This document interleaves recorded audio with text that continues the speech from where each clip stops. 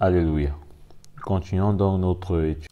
Et nous avons vu un ensemble de points concernant les moisissures et les lèpres. Et je crois que le Seigneur nous a vraiment parlé par rapport à son cœur, mais aussi à la vérité qui doit être au milieu de nous. Donc, on va à présent recenser toutes ces ordonnances, parce que quand même, nous savons que nous sommes dans un recensement aussi de ces ordonnances-là, bien que ce qui nous est plus à cœur, c'est d'extraire le cœur du Seigneur au-delà même de l'ancienne alliance que cela représente en termes d'ordonnance. Donc, nous sommes dans l'ordonnance 99 et donc ici, au verset 2, à partir du verset 2 de Lévitique 14, il est écrit: voici quelle sera la loi sur le lépreux pour le jour de sa purification. On l'amènera devant le prêtre. Le prêtre sortira du camp et examinera le lépreux. Donc, ordonnance 97, l'examen du prêtre, du lépreux par le prêtre à l'extérieur du camp. Donc, si le lépreux est guéri de la plaie de la lèpre, le prêtre ordonnera que l'on prenne pour celui qui doit être purifié 2 oiseaux vivants et purs, du bois de cèdre, du cramoisi et de l'hysope. Ordonnance 100. Donc, on continue. Le prêtre ordonnera qu'on égorge l'un des oiseaux sur un vase de terre, sur de l'eau vive. Ordonnance 101. Il prendra l'oiseau vivant, le bois de cèdre, le cramoisi et l'hysope, et les trempera avec l'oiseau vivant dans le sang de l'oiseau égorgé sur l'eau. Ordonnance 102. Il fera 7 fois l'aspersion sur celui qui doit être purifié de la lèpre, puis il le déclarera pur et lâchera l'oiseau vivant dans les champs. Ordonnance 102. Donc, l'aspersion qui est faite cette fois parle de ce qui est rendu parfait. Donc, Jésus a amené une fois pour toutes à la perfection, n'est-ce pas, toutes les ordonnances, mais surtout tous les sacrifices qui étaient demandés dans l'ancienne alliance. Il a amené vraiment le sacrifice parfait que Dieu désirait. Donc c'est de ça que nous parle cette aspersion cette fois. Verset 8, celui qui se purifie lavera ses vêtements, rasera tous ses poils et se baignera dans l'eau. Ordonnance 103. Donc il fallait qu'il puisse se baigner dans l'eau. Ça parle maintenant de comment cette personne-là est purifiée, disons par l'eau du baptême, parce que ici cette eau symbolise l'eau du baptême, puisque c'est par là qu'il va maintenant entrer dans le camp. Donc, on a vu tout cela, je pense bien en détail, et donc je vais plus m'appesantir. Ordonnance ici 103. Nous allons voir à présent où il est dit il sera pur, ensuite il pourra entrer dans le camp. Mais il restera 7 jours à l'extérieur de sa tente. Ordonnance 105. Rester à l'extérieur de la tente. La tente d'assignation. Donc, il est dans le camp, mais il doit rester à l'extérieur de la tente d'assignation. Le 7e jour, il rasera tous ses poils, sa tête, sa barbe, ses sourcils. Il rasera tous ses poils. Donc, vous voyez une différence. C'est l'ordonnance 106. Vous voyez donc la différence entre ici où il doit raser sa barbe, ses sourcils, ses poils, et en haut où il était simplement dit qu'il va devoir, n'est-ce pas, se baigner il se baignera dans l'eau après avoir purifié donc en lavant ses habits, hein, et en rasant ses poils. Ici, ça va bien plus loin. Hein. Ça parle d'enlever, hein, raser, n'est-ce pas, les poils, sa tête, sa barbe, ses sourcils. Donc, ça va plus en profondeur. Hein. Et c'est cette œuvre-là, d'ailleurs, que nous bénéficions après être entrés dans la famille de Dieu, après avoir donné notre vie au Seigneur. C'est d'une œuvre en profondeur. Amen. Le Seigneur veut maintenant nous sanctifier. C'est pourquoi Jésus dit qu'il prie à son Père. Hein? Il dit, ils sont dans le monde, je ne te prie pas de les enlever, mais de les sanctifier par ta parole, car ta parole est la vérité. C'est dans Jean. Donc, ordonnance 106, ou 107 plutôt que nous venons de lire. Le 8e jour, il prendra 2 agneaux sans défaut et une brebis d'1 an sans défaut. Donc, ça c'est l'ordonnance 108. Une offrande de 6 litres et demi. Hein, une offrande de 6 litres et demi. Pourquoi faire l'offrande? Hein, parce que maintenant, il est agréable au Seigneur. Hein. Maintenant, il peut venir devant la tente et offrir, n'est-ce pas, des sacrifices au Seigneur. Donc, l'ordonnance 109 dont on nous dit que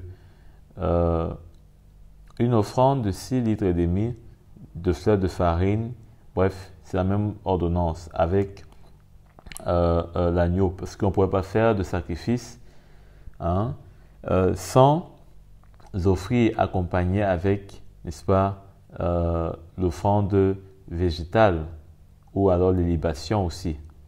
Hein, on ne pouvait pas le faire. On a vu tout cela en détail, comment ça nous parlait de notre service qui va, hein, avec la vie, hein, de l'esprit, parce que l'huile ici qui va entrer, hein, ça parle de la vie de l'esprit, la vie nouvelle, puisqu'on ne vient pas offrir nos sacrifices dans la chair, c'est-à-dire qu'avec la vie du vieil homme, on vient offrir nos sacrifices avec, n'est-ce pas, des mains pures. Hein, on élève nos mains qui sont pures. Donc, ordonnance 109 donc, le prêtre qui fait la purification présentera l'homme qui se purifie et tous ses éléments devant l'Éternel à l'entrée de la tente de la rencontre. Hein? Donc voilà ce que le prêtre va donc faire. C'est le prêtre qui va présenter, hein, l'homme, présentera l'homme. On se rappelle que l'apôtre Paul, quand il dit aux Corinthiens, il leur parle en ces termes. Il leur dit qu'il les a fiancés pourtant, hein, comme une vierge pure qui, n'est-ce pas, doit être fiancée à Jésus. Hein, qui doit être fiancée à Jésus. Et d'ailleurs, on va lire cela, hein, pourquoi pas, dans Corinthiens, plus exactement dans 2 Corinthiens, au chapitre 11, à partir du verset 2. Car je suis jaloux de Dieu. Car je suis jaloux de vous d'une jalousie de Dieu, plutôt. Parce que je vous ai fiancé à un seul époux pour vous présenter à Christ comme une vierge pure. Vous voyez donc ici, l'apôtre Paul, il est clair et certain. Quand on lit les épîtres de l'apôtre Paul et quand on comprend ce que déjà même dans l'Ancienne Alliance il était question, on voit qu'il y a une confirmation de ce que la révélation que l'apôtre Paul a eue n'était pas juste quelque chose qui, c'est pas moi, n'avait pas de profondeur, n'avait pas de base, hein, mais c'est exactement le contraire. Hein.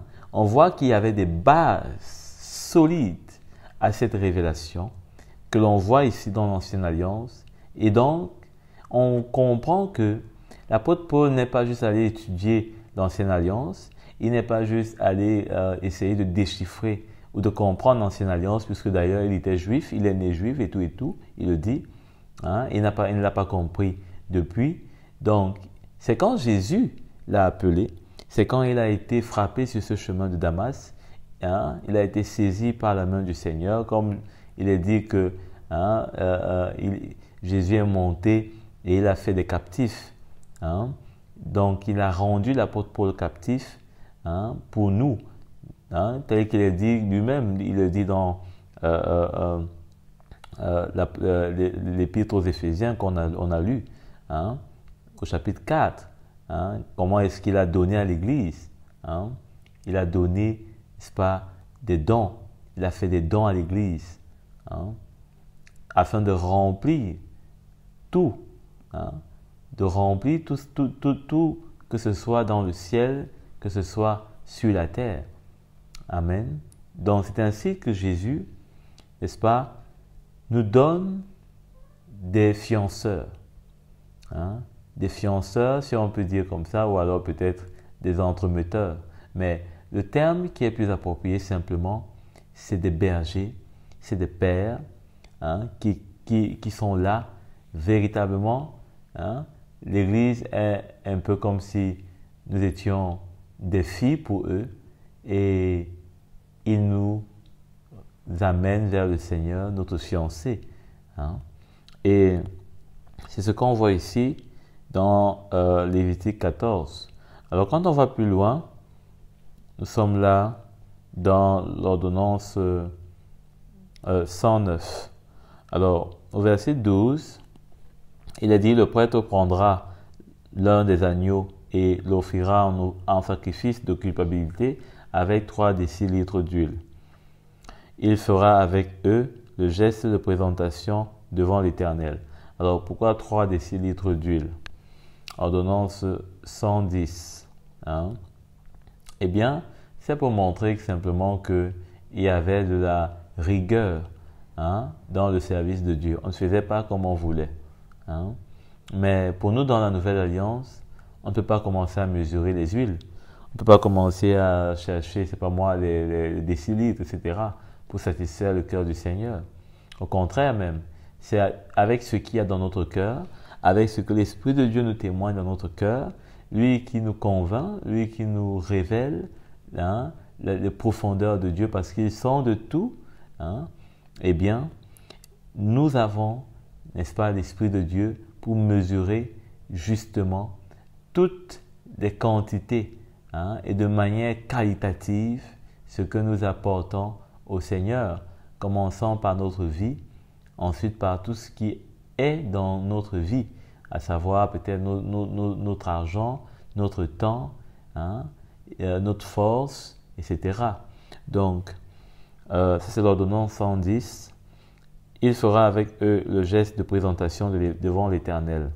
Il égorgera l'agneau à l'endroit où l'on égorge les victimes expiatoires et les holocaustes dans le lieu saint.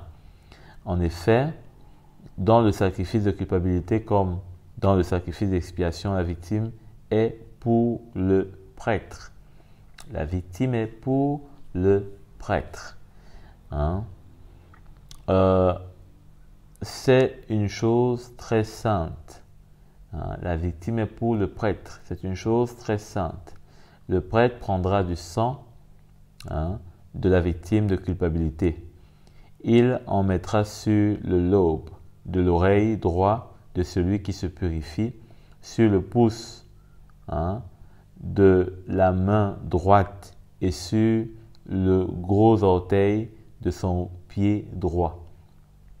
Hein? Donc, on voit ici, n'est-ce pas, l'ordonnance 111, comment est-ce qu'il va devoir égorger l'agneau à l'endroit où on égorge les victimes expiatoires et les holocaustes. C'est l'ordonnance 111, parce qu'on se perd en route. Et donc de quoi est-ce que cela parle? Puisqu'il est bien mentionné que dans le lieu très saint. Et plus tard, hein, c'est un rappel simplement. Hein, en effet, dans le sacrifice de culpabilité, comme dans le sacrifice d'expiation, la victime est pour le prêtre. Hein? La victime est pour le prêtre. Donc, ce sang qui est amené dans le lieu très saint, nous savons que c'est Jésus lui-même qui amène ce sang, n'est-ce pas, dans le lieu très saint. Hein? Et c'est le sang qui vient, n'est-ce pas, notamment de l'agneau qui est apporté, hein, pour faire la purification, hein, disons le sacrifice de culpabilité, puisque il ne faut pas oublier qu'il était pécheur, puisqu'il avait la lèpre. Hein. Donc, cela parle de quoi? Cela parle de comment maintenant, hein, nous devons perdre notre vie, hein, nous devons donner notre vie au Seigneur, et ce n'est pas simplement en le disant, mais c'est par une identification. Hein? C'est par une identification, et cela parce que le sang est pour le prêtre. Notre vie ne nous appartient plus. Notre vie n'est plus pour nous. Notre vie maintenant devient pour le prêtre. Hein? C'est-à-dire le souverain berger, pour le berger de nos âmes. Hein? C'est maintenant lui qui prend comme les rênes de nos vies, et nous devons la lui céder parce que notre vie ne nous appartient plus. Hein? C'est pourquoi Jésus dit que celui qui veut garder sa vie la perdra. Parce qu'en fait, sa vie ne lui appartient plus. Hein? C'est pourquoi, et on peut se demander, mais à quel moment est-ce qu'on a signé pour que notre vie ne nous appartienne plus?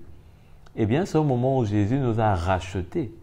Parce qu'on était incapable par nous-mêmes de nous libérer de ce qui pouvait, de ce qui nous enchaînait, de ce qui nous rendait lépreux.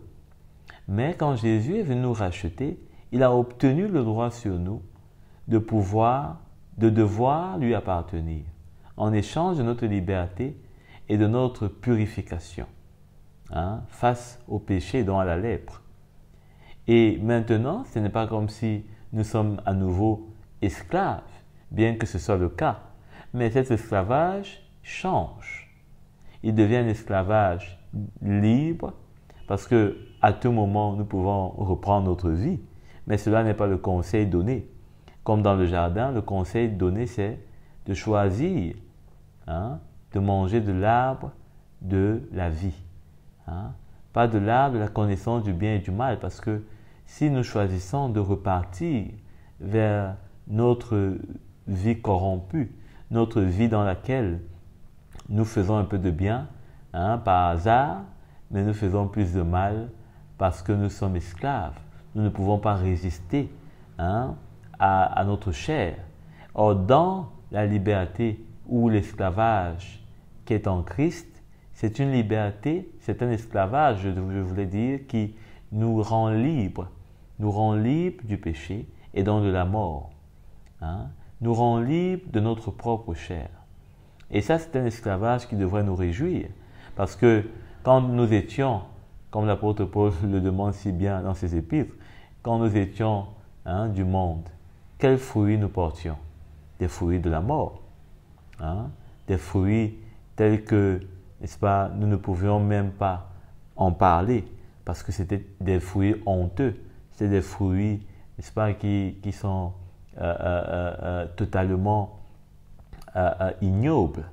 Mais dans l'esclavage du Seigneur, nous pouvons porter des fruits, n'est-ce pas, tels que l'apôtre Paul les mentionne dans Galates 5, des fruits qui donnent gloire à Dieu. Donc, voilà comment est-ce que cette ordonnance 111, autant pour moi, nous pouvons la comprendre. Et donc, ordonnance 112, comment est-ce qu'il est question du lobe, de l'oreille, hein, du pouce, de la main droite et de la main gauche. Hein? Comment il est dit? Il trempera le doigt de sa main droite dans l'huile qui est dans le creux de sa main gauche, et il fera avec le doigt cette fois l'aspersion de l'huile devant l'Éternel. Donc, ordonnance 112, hein, mettre sur le lobe, hein, au verset 14. Il va prendre le sang de la victime, le prêtre, hein, sang de la victime de culpabilité. Il mettra sur le lobe de l'oreille droite et de celui qui se purifie, etc. Et là, ça parle de comment est-ce qu'on est sanctifié, hein, parce que quand on se purifie en venant devant le Seigneur pour lui dire qu'on reconnaît qu'on a encore besoin de son action, de son œuvre, hein, dans nos vies. Et là maintenant, il ne va pas simplement nous purifier parce qu'il nous purifie déjà par sa parole. Sa parole nous purifie, hein, de tout péché, hein, de toute conscience qui est souillée. Mais il va maintenant nous sanctifier. Et là, ça parle d'une œuvre qui est profonde, en ceci que, eh bien, nous allons être transformés dans nos cœurs, dans nos âmes, dans notre esprit. Hein. Donc, ça parle d'une dimension qui est triple. Hein. Quand vous voyez bien à quel niveau se situent les différentes parties, vous voyez que c'est tout le corps qui est pris d'une manière globale. Donc, dans ces trois parties, on peut voir une purification ou alors une sanctification totale. Hein? Une purification totale pour parler d'une sanctification. Hein? D'une sanctification. Donc, voilà l'ordonnance 112. Hein? L'ordonnance, l'ordonnance 113 donc, il trempera le doigt de sa main droite dans l'huile, hein, qui est dans le creux de sa main gauche. Vous voyez que ici, il est parlé de quelque chose que nous avons vu tantôt, lorsqu'il était question de la lèpre, hein, qui, n'est-ce pas, peut faire apparaître, hein, dans un creux, hein, dans le creux de la peau, hein, une couleur verdâtre, etc., jaunâtre, etc., que nous avons vu. Donc, on a vu que c'était là, hein, la preuve, n'est-ce pas, de ce que la chair est, n'est-ce pas, atteinte par le péché. Il y a donc le règne du péché qui s'est installé. Il y a la marche, hein, une marche de la chair, hein, la présence de l'œuvre des ténèbres. Et ici, le fait même de dire qu'il va mettre de l'huile, hein, dans sa main, hein, il va mettre de l'huile qui reste dans la main, hein, qui est dans la main droite, hein, qui est dans le creux de sa main gauche. Hein. Donc ça parle de comment est-ce que, n'est-ce pas, le Seigneur par son œuvre va amener une purification, hein, qui sera en fait une sanctification, n'est-ce pas, dans la vie de la personne. Et dans sa chair, hein, va perdre de sa force, parce que l'huile dont il est question, c'est l'Esprit de Dieu. Hein. L'Esprit de Dieu va prendre, n'est-ce pas, cette force, n'est-ce pas, qu'il a en lui, et va donner cela. C'est pourquoi lorsque la Bible nous dit qu'il nous a donné le pouvoir de devenir enfants de Dieu, c'est parce que par l'Esprit de Dieu, nous devenons maintenant capables de dominer la chair, de pouvoir résister à la chair et de pouvoir glorifier Dieu. Hein? Dans l'ordonnance 114, voilà.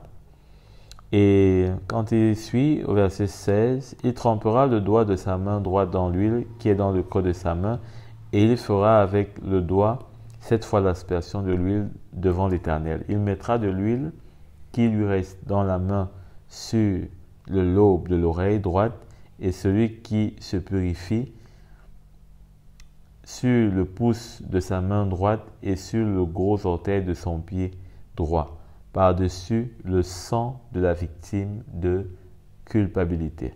Le prêtre mettra de ce qui lui reste d'huile dans la main sur la tête de celui qui se purifie, afin de faire l'expiation pour lui devant l'Éternel. Hein? Puis il offrira le sacrifice d'expiation et il fera l'expiation pour celui qui se purifie de sa souillure. Hein? Donc, il se purifie de sa souillure, on a l'impression que sa souillure n'en finit pas. Hein? Depuis qu'il est entré dans le camp, jusqu'à s'approcher même de la tente d'assignation, hein? On a l'impression que son péché ne finit pas. On a l'impression qu'il faut toujours continuer à donner, n'est-ce pas, un sacrifice au Seigneur, comme s'il y avait toujours la présence du péché. Hein? Mais en fait, cela montre simplement que, hein, eh bien, tant que nous sommes sur cette terre, eh bien, nous n'en finirons pas avec le péché comme si c'était un habit qui n'est plus sur nous. Hein? Mais au contraire, nous avons besoin simplement de comprendre que dans l'esprit, hein, la victoire sur le péché est de marcher par l'esprit. Hein? Ce n'est pas de ne plus faire face à la chair. Ce n'est plus de ne plus, excusez la tautologie, ce n'est pas de ne plus être, n'est-ce pas, vis-à-vis de ce qui peut nous salir ou peut-être, c'est pas moi, peut-être amener de la souillure sur nous. Prenons un exemple simple. Peut-être une image passe et cela crée en nous un peu de convoitise, ou alors, je ne sais pas moi, quelqu'un, et nous donne un peu des pensées qui ne sont pas droites devant Dieu. Eh bien, cela n'est pas pour le Seigneur quelque chose qui nous coupe de sa promesse, ou alors qui fasse que nous ne soyons plus des enfants de Dieu. Hein? Mais la victoire même, c'est de pouvoir marcher par l'esprit. C'est-à-dire que si cela nous est arrivé d'être séduits, de pouvoir, n'est-ce pas, nous éveiller afin de ne pas nous laisser aller et de condamner ce qui est en train de se passer dans notre cœur ou dans notre vie pendant un moment, hein, peut-être où on s'est laissé aller, et surtout, n'est-ce pas, de prendre, hein, au moment où on saisit que quelque chose est en train de se passer avec notre cœur, comme un bateau qui est en train de chavirer, hein, de vite reprendre les commandes. Et pour reprendre ces commandes-là, il n'y a pas d'autre moyen que de se soumettre à l'Esprit de Dieu qui va sûrement amener en nous un brisement, hein, une humilité pour obéir, non pas à la chair, mais à lui. Hein, et sûrement que ça va nous faire mal, peut-être. Pour un exemple simple, hein, les pieds qui se précipitent au mal. Hein, la Bible nous parle comment est-ce que le Seigneur est cela. Les pieds qui se précipitent au mal. Quelqu'un, par exemple, est appelé par son ami pour venir faire un faux témoignage. Hein. Peut-être dans le coup là, il se précipite, il s'en va. Parce que c'est son ami l'a aidé, son ami compte sur lui, son ami peut facilement peut-être se retrouver en prison. Mais le Seigneur l'arrête dans son cœur pour le parler, pour lui dire, n'est-ce pas, de freiner. Hein? De freiner ses pas, de ne pas aller faire de mauvais témoignages. D'ailleurs, que nous allons voir cela. Hein? Le Seigneur est le mauvais témoignage également. Donc, voilà, par exemple, ce qui peut se passer et comment le Seigneur, n'est-ce pas, voudrait que l'on soit attentif, en alerte, pour qu'on ne laisse pas la chair nous conduire.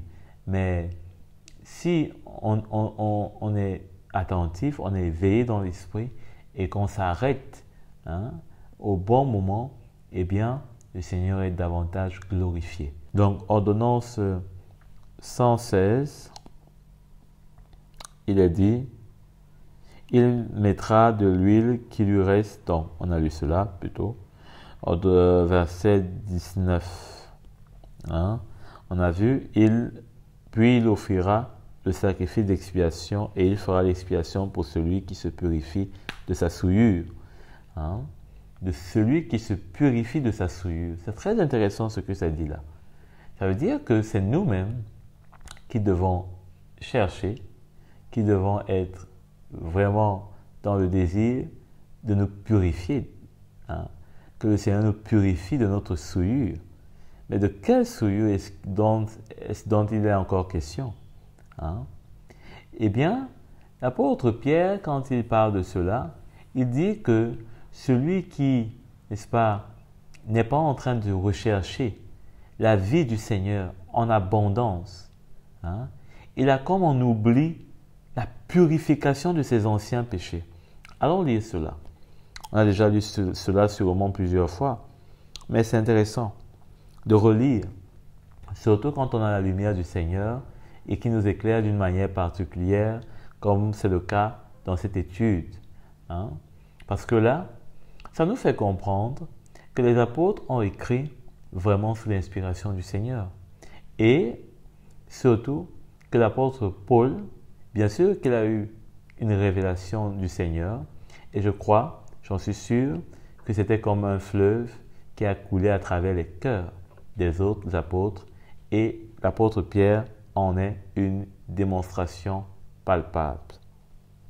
L'apôtre Pierre donc, dans son épître,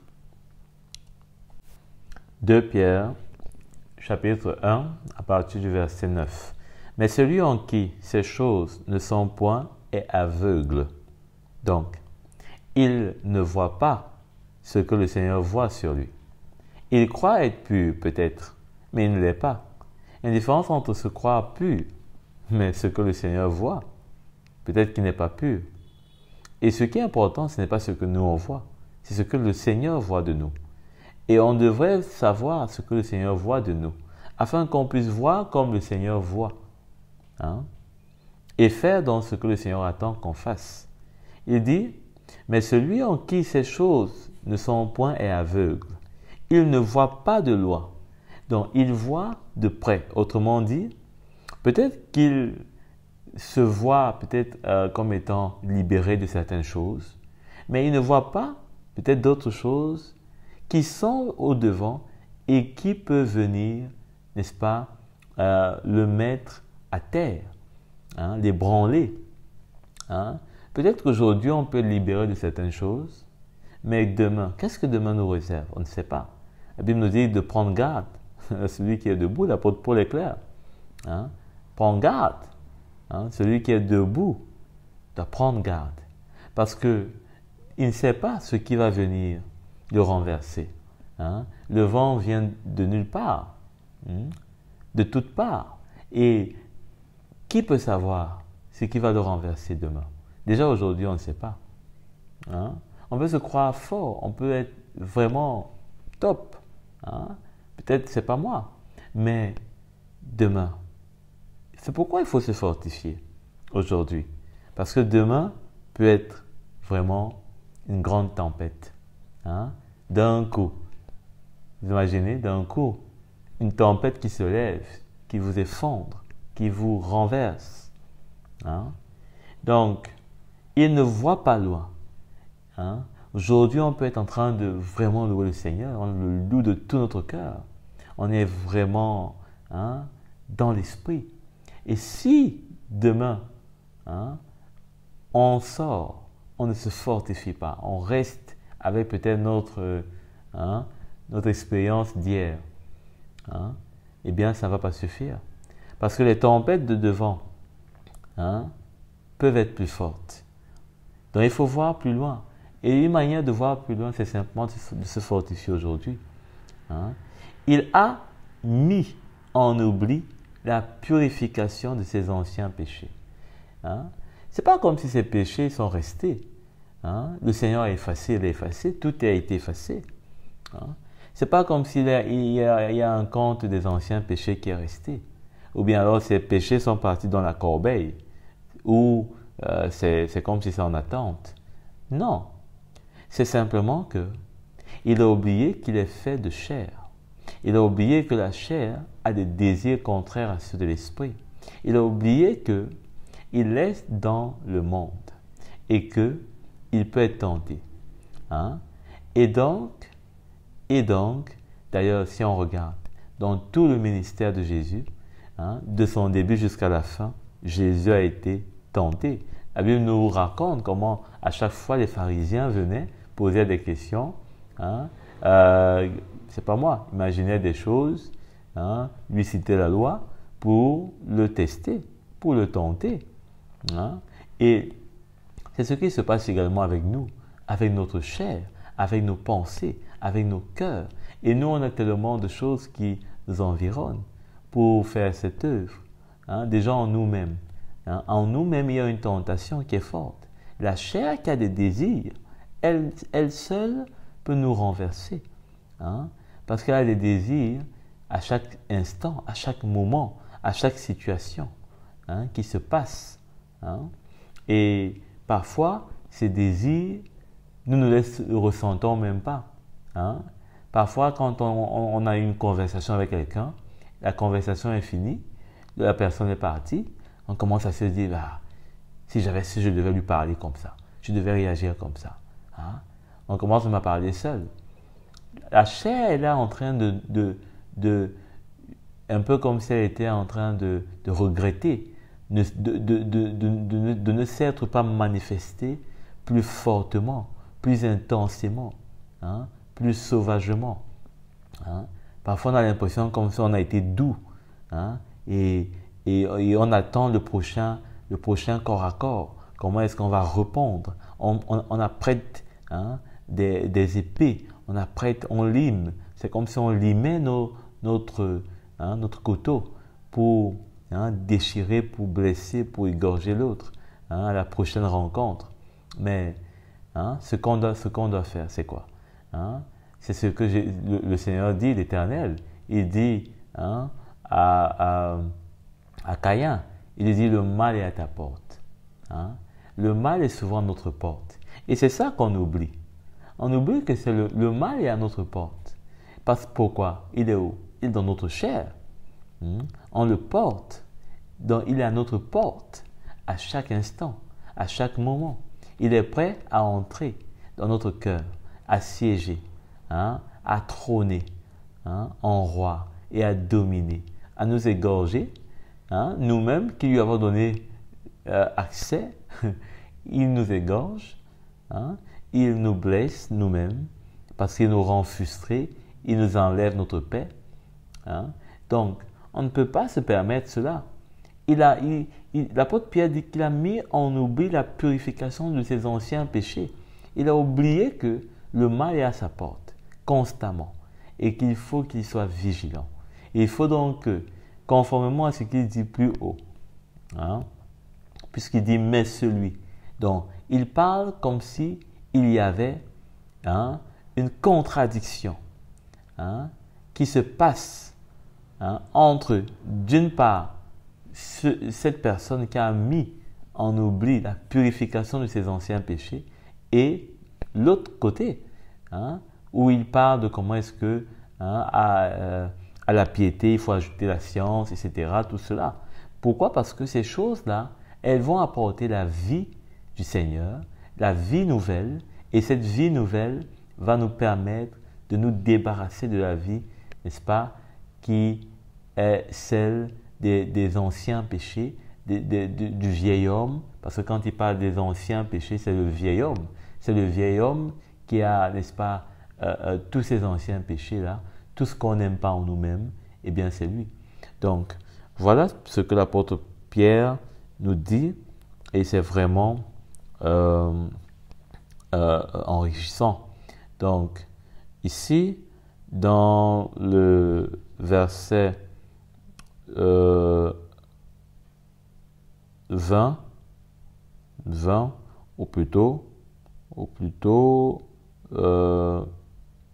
23, il est dit, le 8e jour, elle apportera tous ces éléments au prêtre à l'entrée de la tente de la rencontre devant l'Éternel pour sa purification. Donc, de quoi est-ce que cela parle? Au verset 21, il est dit, si la personne est pauvre et ne dispose pas de moyens suffisants, elle prendra un seul agneau, puisqu'on a vu que dans les ordonnances ultérieures, eh bien, il fallait deux. Un était égorgé, l'autre était renvoyé, n'est-ce pas, libre dans les champs.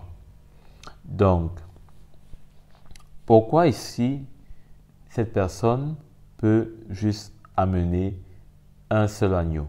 La raison est simple et c'est clair. Si la personne est pauvre et ne dispose pas de moyens suffisants, donc le Seigneur est libre et il est tout-puissant. Et c'est lui qui connaît comment nous purifier, nous sanctifier. Cela montre déjà la grâce de Dieu qui peut se manifester pour chacun d'une manière particulière. On ne peut pas prendre des règles et les fixer comme si le Seigneur devait les suivre bout à bout. Non, c'est son plan, c'est lui qui connaît comment il fait toutes choses, en fonction de chacun dont il voit les cœurs. Et ici, pour cette personne qui n'avait pas assez de moyens, eh bien, ce qu'il lui est dit, c'est que sans problème, sans condamnation, c'est accepter un agneau. Et cela me rappelle d'ailleurs ce que Jésus a manifesté à l'entrée du temple, lorsque les uns et les autres sont venus donner de leur dîme, ou alors devrais-je dire de leur participation pour entrer au temple. Eh bien, cette femme a donné, n'est-ce pas, le peu qu'elle avait. Le peu. Le peu qu'elle avait, mais qui était pour elle tout. Parce que les autres ont donné plutôt le superflu. C'est-à-dire que même pas le minimum. Mais elle a donné, on ne peut même pas dire le peu, elle a donné tout ce qu'elle avait. Tout. C'est de cela que Jésus parle. Il dit qu'elle a donné tout ce qu'elle avait. Donc, pourquoi? Parce que Jésus n'a pas regardé à la quantité. Jésus n'a pas regardé à ce que elle a pesé comme ce que les autres pouvaient donner en termes de leurs avoirs. Mais elle a donné vraiment comme un sacrifice. C'est-à-dire qu'elle a donné dans ce que elle ne pensait même pas encore pouvoir lui rester. Elle a donné tout. Elle n'avait même plus rien sur lequel compter. Et cela montre une différence entre les balances de la nouvelle et de l'ancienne alliance. La nouvelle alliance a une balance qui est celle du cœur, que le Seigneur regarde. Et l'ancienne avait une balance qui est celle des quantités. Il fallait mesurer, etc. Il fallait ne pas dépasser, n'est-ce pas, les quantités qui étaient requises. Parce que si on dépassait, c'était grave, on était coupable. Si on donnait moins, on était coupable. Donc finalement, la nouvelle alliance enlève ce verrou et nous donne pour balance, n'est-ce pas, la parole du Seigneur qui agit dans notre cœur et qui, selon le témoignage de l'Esprit, nous fait balancer d'un côté ou d'un autre, sans que cela, n'est-ce pas, ne soit un problème, ni pour nous, ni pour le Seigneur. C'est ainsi qu'aujourd'hui, on peut ne pas donner de dîme, mais devant le Seigneur, nous donnons tout, comme Abraham qui a donné la dîme de tout. Et sans que cela ne soit une référence à la loi, puisqu'Abraham n'a pas vécu, n'est-ce pas, d'après la loi de Moïse. Alors, je crois que ça c'est l'ordonnance 118. Ordonnance 119 donc, puisque ici on a parlé de la personne qui est pauvre. Ordonnance 119, le prêtre prendra l'agneau destiné au sacrifice de culpabilité et les 3 décilitres d'huile. Il fera avec eux le geste de présentation devant l'Éternel.